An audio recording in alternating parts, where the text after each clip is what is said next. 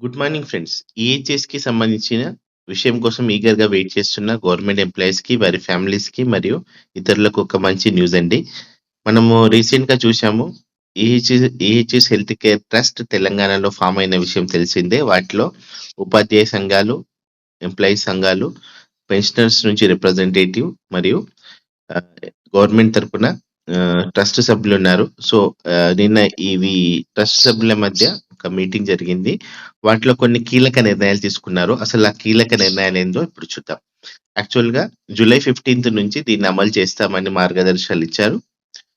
దంపతుల్లో ఒకరి నుంచే చందా వసూలు చేస్తామన్నారు. అంటే ఉద్యోగులిద్దరూ ఎంప్లాయీస్ అయితే ఒకళ్ళ నుంచే ఇది చందా అనేది వసూలు చేస్తామని చెప్పారు. సో, వాటిలో కొన్ని కీలక నిర్ణయాలు తీసుకున్నారు. సో, వాటిని చూద్దాం. సో, భార్యాభర్తలిద్దరూ ఉద్యోగులైతే ఈహెచ్ఎస్ కోసం ఒకరి నుండి మాత్రమే చందా సొమ్ము వసూలు చేస్తామన్నారు.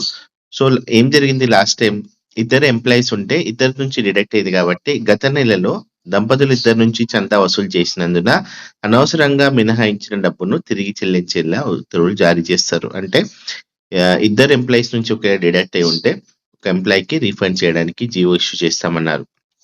వారం రోజుల్లోగా ఆస్పత్రుల యాజమాన్య ప్రతినిధులు, ఆరోగ్య శాఖ అధికారులతో, ట్రస్ట్ సభ్యులతో ఇంకో సమావేశం నిర్వహిస్తామన్నారు. సో, తదుపరి సమావేశంలో ప్యాకేజీ రేట్లు, ప్యానెల్ ఆస్పత్రుల జాబితాను ఖరారు చేస్తారు. అంటే ఇది చాలా ఇంపార్టెంట్ అండి. అంటే వచ్చే వీక్‌లో హాస్పిటల్స్ ఏవైతే ఉన్నాయో అవి ఫైనలైజ్ అయిపోతాయి.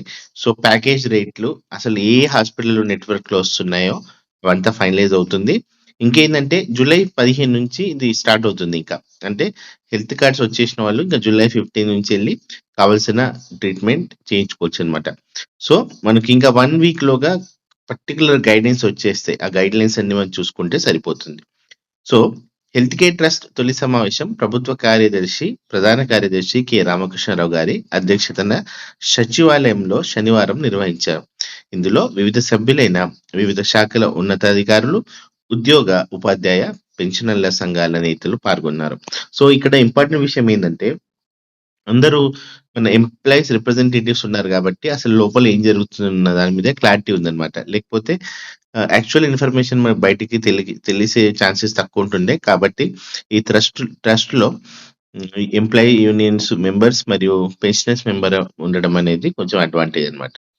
సో, ఈ సందర్భంలో సీఎస్ మాట్లాడుతూ ఏమన్నారంటే, ఉద్యోగులు, పెన్షనర్లకు మెరుగైన వైద్య సేవలు అందించేందుకు ప్రభుత్వం చర్యలను వేగవంతం చేసిందని తెలిపారు. సో, ఈ సందర్భంగా ఉద్యోగ సంఘాల నాయకులు కూడా పలు సూచనలు చేశారు. ఎందుకంటే ఇది ట్రస్ట్‌లో అందరున్నారు గాబట్టి, వాళ్ళు కూడా కొంచెం ఫీడ్‌బ్యాక్ ఇచ్చారన్నమాట. ఇంతకుముందు ట్రీట్‌మెంట్‌కి మాక్సిమం ఒక 2,00,000 ఇచ్చేవాళ్ళని దాన్ని ఒకసారి చికిత్సకు కనీసం 5,00,000 ఇచ్చేలా మార్చాలని కోరారు. అంటే వన్ టైమ్ ట్రీట్‌మెంట్‌కి ఇది. అంటే ట్రీట్‌మెంట్ అప్పర్ లిమిట్ గాదు.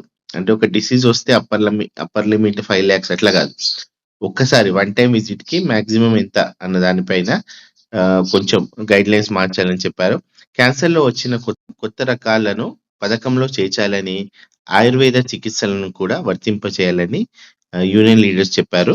సో, గతంలో 1885 వ్యాధులకు ఈ పథకాన్ని వర్తింపజేశారు. సో, 514 ఆసుపత్రుల్లో అమలైంది. ఈసారి ఆ సంఖ్యను పెంచాలని కొందరు నాయకులు కోరారు. అన్ని కార్పొరేట్ ఆసుపత్రులను పథకంలోకి తీసుకురావాలన్నారు.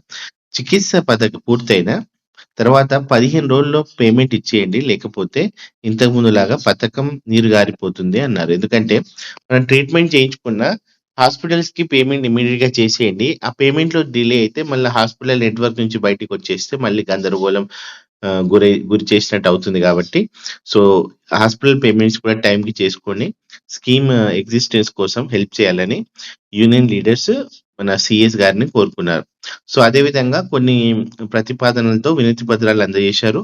సో, ఈ నెలాఖరికే జూన్ ఎండ్‌కే స్కీమ్ స్టార్ట్ జేయమని సీఎస్‌ను సంఘాల నేతలు కోరారు. సో, ఇదండి యాక్చువల్‌గా ఈ మీటింగ్ తర్వాత వచ్చిన ఒక కంక్లూజన్. కాకపోతే గవర్నమెంట్ చెప్పిన విషయం ఏందంటే, జూలై 15 నుంచి హెల్త్ కేర్ ట్రస్ట్ స్టార్ట్ అవుతుంది. అంటే హెల్త్ కేర్‌కి సంబంధించిన హాస్పిటల్‌లో ట్రీట్మెంట్ స్టార్ట్ అవుతుంది అని చెప్పారు. సో, జూలై 15 నుంచి మన హాస్పిటల్స్‌కి విజిట్ చేసుకోవచ్చు.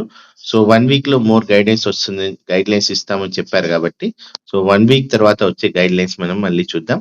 సో, ఇలాంటి ముఖ్య సమాచారాన్ని అందరికీ షేర్ చేయండి. అప్ టు డేట్ ఇన్ఫర్మేషన్ కోసం subscribe to my channel. Thank you very much.